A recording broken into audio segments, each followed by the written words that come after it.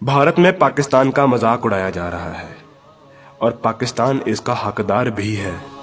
पहले ये वीडियो देखिए, फिर मजीद बात करते हैं। But what's been happening inside Pakistan's parliament, and you must watch these images. We'll show them to you one by one, and these are members of Pakistan's National Assembly. They're also ministers in Pakistan. We are hoping to talk to Chaudhry Fawad Hussain Chaudhry. He's the Minister for Science and Technology in Pakistan, and Senator Mushahidullah. Listen in to what they said, and believe me, it's not polite. जंग जीतने के लिए 3 चीजों की बहुत अहमियत होती है, गैरत, ईमान और अकल। लेकिन यकीन कीजिए, पाकिस्तानी कौम यानी आप इन तीनों चीजों से खाली हैं। आज मैं आपको मायूस नहीं करूंगा, बल्कि आप लोगों को हकीकत दिखाऊंगा, आप लोगों को आईना दिखाऊंगा। आप लोग वो कौम है कि जिनके इंतहाई संगीन और परेशान कुन हालात में जब आपकी शहरक काटी जा रही थी, तब भी पाकिस्तान के यूट्यूब पर ट्रेंडिंग में ड्रामे और गाने थे।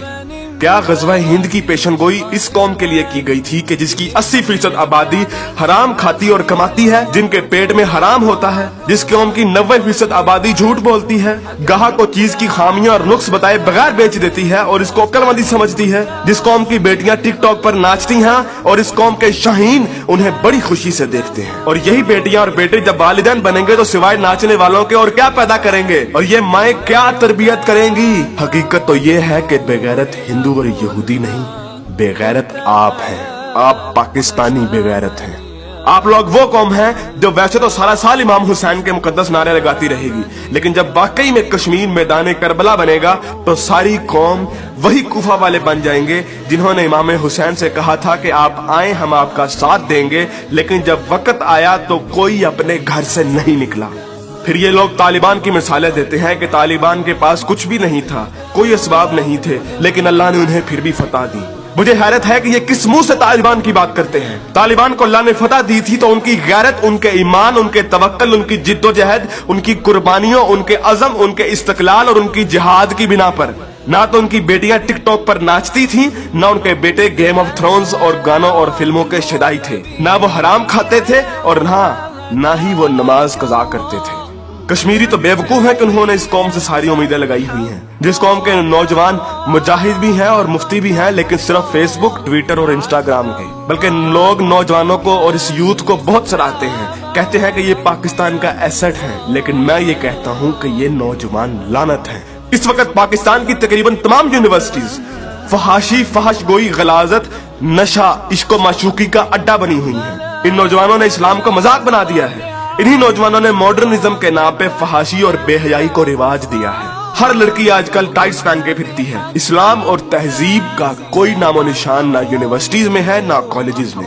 आज के लड़के गर्लफ्रेंड बनाने और लड़कियां बॉयफ्रेंड बनाने को फख्र समझती हैं। इन्हीं नौजवानों में चर्च और सिगरेट एक फैशन बन चुका है। हॉलीवुड के गाने और फिल्में और खुसूसी तौर पे नेटफ्लिक्स आज फैशन, मॉडर्न और पढ़े लिखे होने की अलामत है। और फितने सिर्फ शहरी इलाकों में ही नहीं, देहात में अक्सर मसाजिद खाली पड़ी रहती हैं। बमुश्किल किसी मस्जिद में एक सफ से ज्यादा नमाजी होते हैं। और झूठ, शरीकेबाजी, बदला और फसाद जितना देहात में होता है उतना तो शहरों में भी नहीं होता। अक्सर कॉलेजेस और यूनिवर्सिटीज के असातिज़ा फहश किस्म की जुगते लगाते हैं और बच्चों को बजाय अखलाकियात की तालीम देने के खुद बद अखलाकी की मिसाल बने होते हैं। और ऐसा क्यों ना हो, जब टीचर 45 मिनट पढ़ाने के पैसे ले लेता है लेकिन 20 मिनट पढ़ाता है और बाकी टाइम या तो मोबाइल पे गुजारता है या जुगतबाजी में या मजाक करने में, तो जब असातिज़ा तक के पेट में हराम की कमाई होगी तो वो क्या अखलाक सिखाएंगे। और सबसे बढ़कर हम जिन्स परस्ती और लौंडेबाजी पे पने हुए मजाक इस कदर आम हो चुके हैं, इस कदर आम हो चुके हैं कि सोशल मीडिया पर चलने वाले बिलावल भुट्टो और शेख रशीद की मीम्स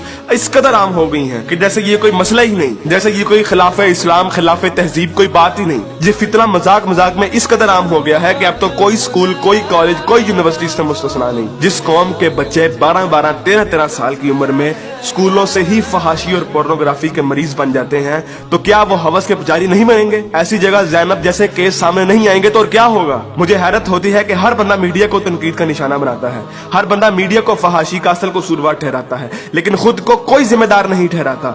जो उस मीडिया को बड़े शौक और बाकायदगी से देखता है और उस मीडिया को अरबों रुपए का बिजनेस भी देता है, बल्कि टीवी और गाने तो इस कौम के लिए आज ऑक्सीजन बन गए हैं। आप अभी किसी नाई की दुकान पर चले जाएं, किसी दर्जी की दुकान पर चले जाएं, हत्ता कि किसी चिकची रक्शे को देख लें, सब जगह गाने और मुजरे चल रहे होंगे। तकरीबन हर बंदे के व्हाट्सएप के स्टेटस पर या तो कोई टिकटॉक की वीडियो या फिर गाने लगे होंगे। और सबसे बढ़कर बेशर्मी और हराम इस कौम में इस कदर सराहियत कर गया है कि अब तो नातों को भी म्यूजिक के बगैर नहीं सुनते, नातों तक के अंदर म्यूजिक लगा दिया गया है। हमारी कौम का तो मजदूर और गरीब बंदा भी उतना ही खबीस है कि जितना अमीर। हर बंदा हराम खाता और कमाता है, फर्क सिर्फ ये है कि कोई ज्यादा खाता है और कोई कम। मुझे बताइए कि कितने मजदूर और कितने गरीब लोग आप मस्जिद में देखते हैं? किसी बाजार में चले जाएं, मर्दों से कई गुना ज्यादा औरतें नजर आएंगी। औरत अब बाजार की जीनत बन चुकी है। इस इस्लामी मुआशरे में आज तक किसी को कुरान तर्जुमे से पढ़ने की तौफीक नहीं हुई, और अगर कोई पढ़ता है तो सिर्फ अपने मतलब के दलाइल ढूंढने के लिए।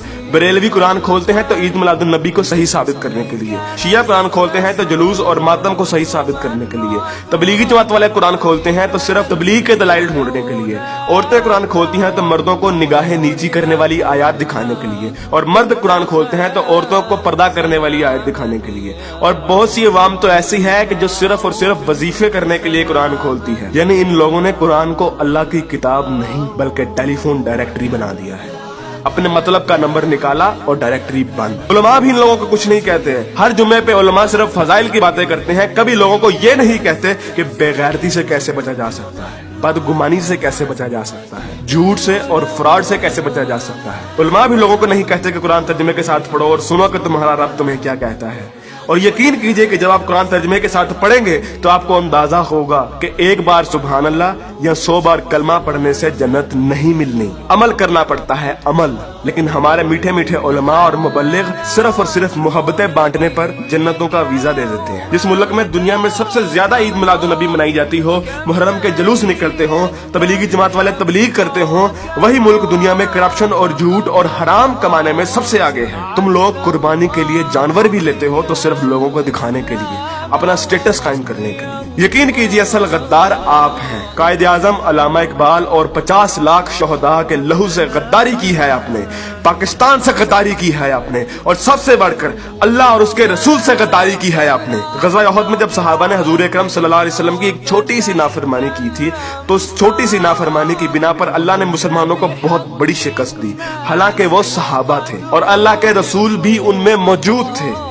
लेकिन आज आप लोग ये कहते हैं कि अगर जंग हुई तो आसमान से फरिश्ते उतरेंगे कतार अंदर कतार। तो पहले अपने अमाल और अपनी औकात देखिए और फिर बात कीजिए। ऐन मुमकिन है कि आप लोगों को इस तकरीर का कोई असर ना हो, क्योंकि जिस पेट में हराम, जबान पे झूठ, कानों में गाने और आंखों में हवस भरी हो, उन दिलों पर हक की बात असर नहीं करती। मैंने कभी इतनी बदतमीजी और सख्त अल्फाज से बात नहीं करनी थी, लेकिन यकीन कीजिए मैं बहुत मजबूर हूँ साफ साफ अल्फाज में अपनी कौम को उनकी हैसियत दिखाने के लिए कि असल में बदनामी के जिम्मेदार आप लोग खुद हैं, कि असल में जलालत आप लोगों ने खुद खरीदी है।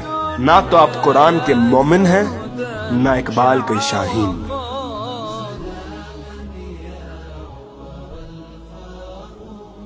سلاما